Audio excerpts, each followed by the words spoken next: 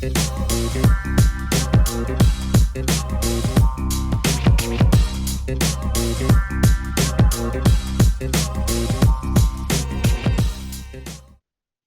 I am going to get started. So today, what I really want to talk to you guys about is understanding that the words that we say matter, and it's not only the words that we say, it's when we say the words.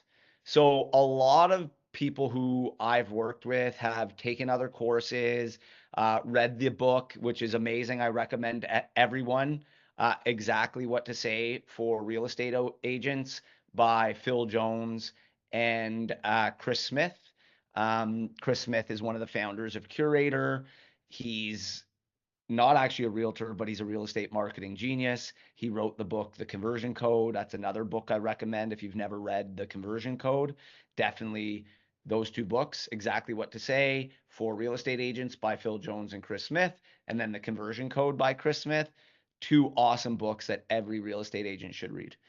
Um, so a lot of people have taken courses or read books about communication and Exactly What to Say is a great book, but I think the big piece that people don't understand is they think they can take what is taught in those books or what is taught in those courses and use particular words, phrases, etc., anywhere they want, and that it's going to work.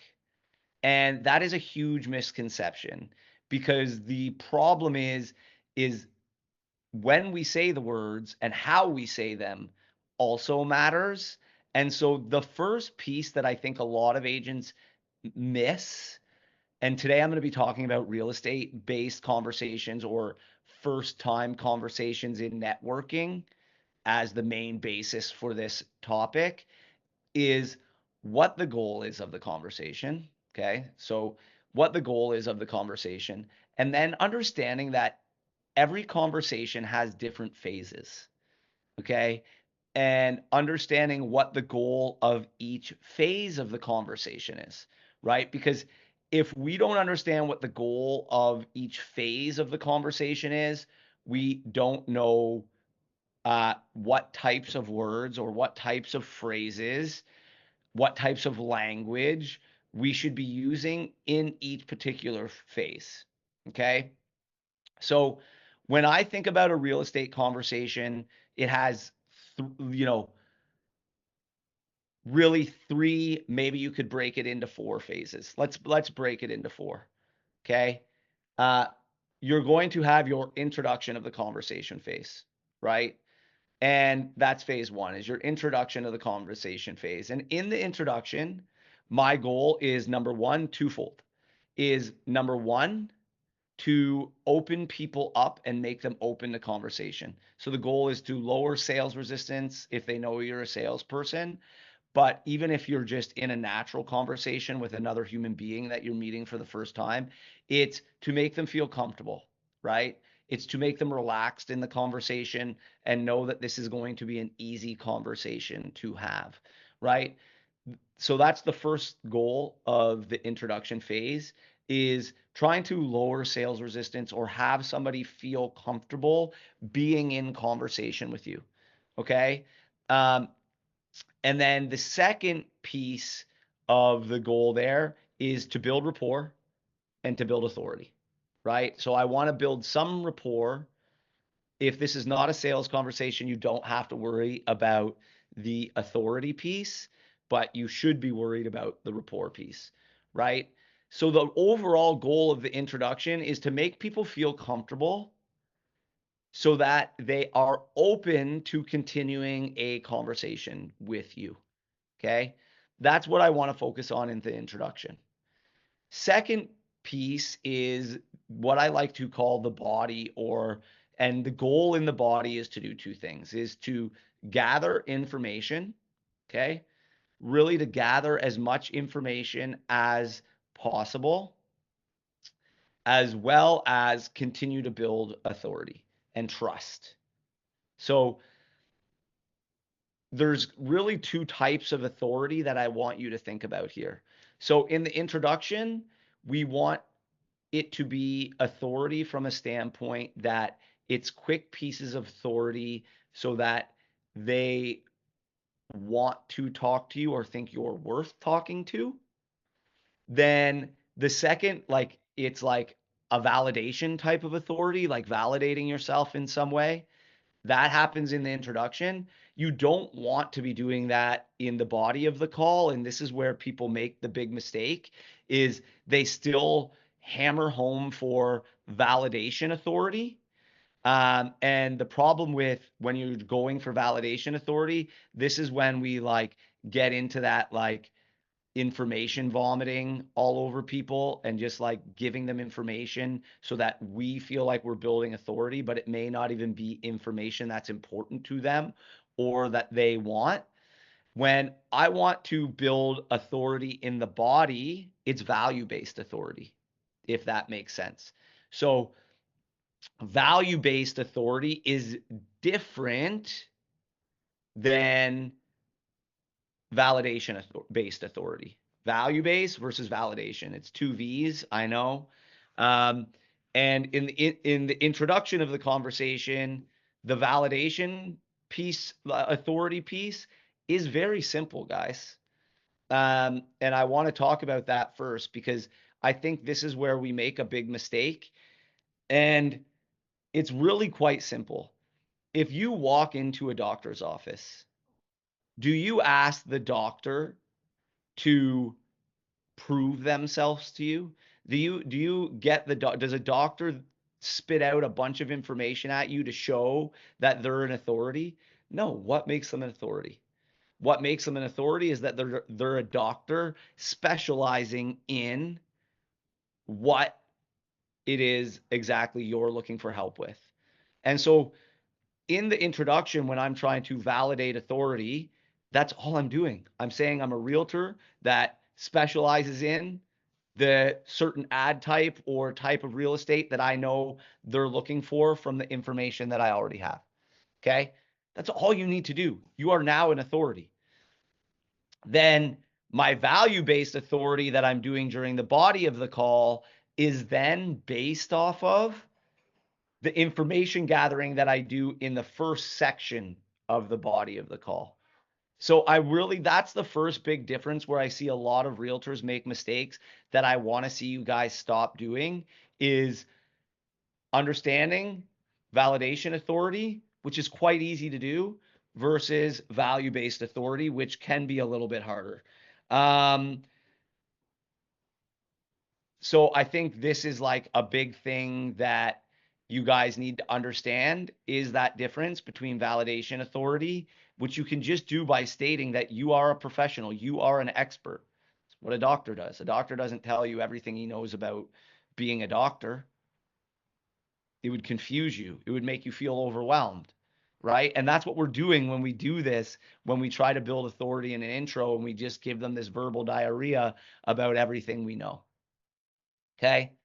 Um, so the first word that I want to talk about in the introduction that I see so many people make a mistake with is leveraging the word just. Okay. When you use the word just, it's almost like when you use the word but. And I hear this all the time like, oh, you're really good at this, but, or however, it just devalues what you said to the other person. So be careful about using the word but, okay? Because it devalues the first part of the sentence that you say to everyone. If, like, for instance, if you say to your significant other, like, oh my gosh, you look amazing tonight, but I don't really like the way you've done your hair, but you might want to do your hair differently. Guess what? They're no longer hearing the fact that you told them they look good tonight. All they're going to be focused on is the negative, and it devalues the positive. Just is the exact same, right? When you say just, it means something is not as important as other things in the conversation. So when you use just, You can't say, I'm just calling, because it devalues, or I'm just reaching out, because it devalues the importance of why you are reaching out. And why you are reaching out is important. And if you don't make it important, people will not want to stay in conversation with you. So if you're leveraging the word just, you need to make sure how you're using it is correctly. So if you're getting into a conversation, the reason for the conversation is important. So you can't use just in front of that. Where you could use just is, what is not important is who you are. So my name isn't important. It's just Ryan calling, right? And what using just here also can do is make it feel a little bit like they should already know who you are, or that they've heard from you before and that they should remember you, right? Like, you're de-leveling the importance of your own name to them, which makes it seem like there's almost the expectation that they should know who you are. Okay. So the first two things I want you to think about are how you use the word just and how you use the word but. These are super important, and they're super important early in the call and in the introduction. Okay. So remember, in the introduction, we're just trying to build rapport, make people comfortable. So quickly finding out commonalities or common grounds, and lowering sales resistance, letting them know that this conversation won't take long. It's going to be informative, the reason for it happening, right? Then when we get to, we've lowered that guard, the first part of the body of the call, so I like to call it, is wholly focused on two things. Number one is information gathering on your behalf so that you can do two things. Okay. So the front end needs to be all information gathering. And it's so that you can A, build rapport and build commonality, because building rapport and building commonality, especially, builds trust.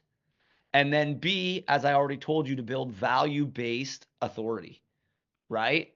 Because value based authority is different than validating your self authority, the validity authority that you're doing in the intro of the call. So it's showing that you're an authority in something that is valuable to them, right? It's the same thing as a doctor.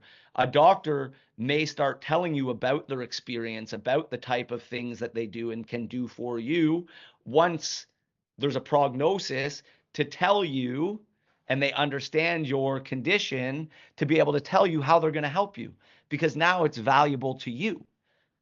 It's not validating them and making them feel good about themselves. It's how they're actually going to help you, right?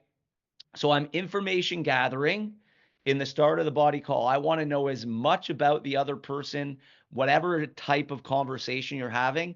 What is their motivation, right? Like, that's why we're so big in MA and understanding motivation when it comes to real estate. Motivation, ability to purchase, so then why they want to move, right? What's causing the pains, worries, and fears? What's not working where they currently are? What is working, right? Then understanding the ability, right? What is their ability to move? Can they actually buy? Do they have the money? And then their willingness to work with you. And I leave willingness to work with you till last. And the reason we leave it till last, which a lot of you guys don't understand, is the reason we leave willingness till last is, first, I want to build rapport and authority with this person so they like me and trust me, if that makes sense. And if you don't do that first and you go straight for willingness, you haven't shown, you haven't built rapport, you haven't built trust, you haven't shown value-based authority and that you can be valuable to this person. So why would they even be willing to work with you? And so I can increase the chances of willingness if I do the first two things really well. So the next piece is, that I wanted to talk about before moving on, is leveraging things like in exactly what to say. And we had a client in our Lead Genius Mastermind recently that we listened to one of their phone calls, and when they were trying to close, and in the close, they used the sentence, "I don't know if it would be for you." Okay. I don't know if something like this is for you, or I don't know if this would be for you, is a great phrase in an intro when you are trying to lower someone's guard or open someone up. But using that exact same phrase, oh, I don't know if this would be for you, in a close is a huge mistake, because now you're already setting them up to have an objection. You're giving them the no. Yeah, you're right. This isn't for me, right? Whereas using that phrase isn't to give them an out. It's to make them lower sales resistance and make them feel comfortable at the start of a call so that you can get into information gathering. If you're doing it to close at the end of a call, you've already given them all the information. You've already told them about what you do, how you can help them, how you can add value. When you use it before you've done all that, you're helping create curiosity on how you may be an authority and how you may deliver a value. So a phrase like that to transition from introduction into body of the call is really strong. But in to start the close is really weak and just setting you up for objections and setting you up for a no when you go into the close. Okay. So using phrases to lower sales resistance, to get into conversation, are great to get into conversation.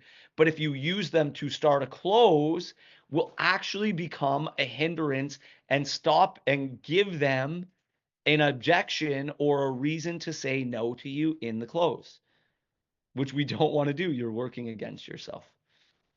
Okay. Uh, Now, in the information gathering phase, the words we use are super important, and we need to use non-committal or idyllic language so that they do not feel pressure with the information they are giving you, and that you are going to use or could use the information that you are giving them against them. Okay. So if you use definitive language when answering questions, that makes people feel like they have to make a commitment to you, right? So if you just say to someone, when do you want to move? If they say to you in 3 months, they now feel like they're making a commitment to you to move to the next in the next 3 months. When do you want to sell your home? 3 months. Now you're making a commitment to move in the next 3 months. It doesn't work. We have to keep sales resistance low. We have to use idealistic or non-committal language, like, in a perfect world, when would you like to get the keys to your next home? Ideally, what part of the city would you like to live in? Because now you can't hold them to that. They're not committing, because as humans, we hate making commitments, right? We're not comfortable making commitments because we don't know what the outcome is going to be. And then someone can hold us to something we don't want to. So it's really important in the information gathering phase of any conversation. And you can do this in other conversations too. You're in a conversation with somebody new. It's like, hey, in a perfect world, where would you like to take your career? Right? Well, now they're going to open up and tell you in a perfect world. Whereas if you just say, like, hey, a year from now, where do you want to be working? What are you going to do for work a year from now? Now they're like making a commitment to you. And if it doesn't happen, they seem like they failed at something. Or if their boss asks them, they're making a commitment to get, as a boss, you ask them a question that way, they're making a commitment to get that outcome. Okay. So using idealistic or non-committal words during the information gathering where you're learning about somebody is super important. Okay. So the words there are super important. Um, then, now that I have the information needed, you should be seeding rapport with answers that you're getting from people regularly. Okay. Seeding rapport, so how you've done things like that before, how you can totally understand you would love the same outcome, how you've gotten people the same outcome before, um, family members, so on and so forth. This is a great way to build rapport. And seeding rapport throughout the call. Okay. Now I want to get to my value-based authority. I've got all of the information. I know what someone wants. I want to show value-based authority now. How am I the person that can help them better than anyone else? Right? And in order to do this, once again, it's all about the words we use. Here, I like to tell people it's all about framing. And I work with framing with my coach all of the time because it's a skill that you constantly have to be trying to improve. And the easiest way to frame is to frame with stories. And this is what I like teach all of my clients, or we teach all of our clients when we first get started with them, is the easiest way to frame and build authorities is to leverage stories showing that you've done what they need before and gotten results for other people just like them. So if you know what they need based off all of the information that they've had, or the value that you can provide to them off of all of the information that you've gathered, you can now frame with stories, leveraging words that help you frame with stories of how you've already done these things before. So using past tense words here is super important. Using words that show repetitivity here is super important. So like things like all the time, right? People, plural people like you. So like creating a commonality and repetitivity will help you build authority. So this is really key and really important, is understanding how can I deliver value, and then how can I frame with stories and use language and use words that shows repetitivity and so that you've done it over and over again, and can also create likeness or commonality, if that makes sense. Okay, guys, I threw a ton at you today, so I'm going to cap it here. Claire, did you have any questions for me at all while you're here? And I think you're Hey, just... Ryan, I've been listening to you, and this feedback is a great refresher. Hello? Hey, I can hear you. Oh, okay. Hey, I was just saying it's a great refresher for everything, that to reiterate like why we're doing these steps and what's so important. No questions, but it's good to hear again, for Yeah, sure. like we forget about this is why like the words we use are so important. Like a lot of times we become so salesy and we like learn a trick and then we try to implement it everywhere, but like it doesn't work everywhere, right? And we have to be No. very careful about that, right? So like for instance, if you try to frame too early without understanding, you're going to be framing with things that aren't important to them, right? And so you've got to be careful about the different language you use and how you use it and when you use it, because it's not just as simple as like, hey, using this phrase and plug it in, it works everywhere. If you do that, there will be certain times, certain phrases sound slimy and salesy if used at the wrong time in the wrong place. Yep. And we have to understand that, and like can actually hurt people's feelings or make them feel bad. Like the reason I decided I had to do I this talk today was, I don't know if you were on Game Tape, but Raul on Game Tape brought a text message that he was sending to his clients, and Nicole was immediately like, if I got that text message, I would be offended, because what his text message said was, hey, thanks for signing up for my lead magnet. Like, I hope you yeah. enjoyed it. I had this physically in a call, like with a cold call. Either way, for the rest of you that are watching, I don't know it's what's okay. happening. It's super Yeah, choppy. you're choppy to me and freezing. But the big piece that I was saying is, he said in his text message, thanks for signing up for my lead magnet. I was just reaching out to see if you were looking to purchase in the next 6 to 12 months or just doing some research. And immediately Yes. other people in the mastermind were offended because they're like, well, you just kind of diminished me and made me feel like I'm not good if I'm doing research, right? So like using the word just there was killing his results. Where it's like, you still need to validate if they're doing research, because hey, you still want them to be happy and leverage your lead magnet or whatever your offer is if they're in the information gathering stage, so that you can nurture them for later. So instead of saying just doing research, you could say like, I was just curious if you were looking to buy in the immediate future, or if you were leveraging the lead magnet to do some research because it's amazing for that, Yeah. right?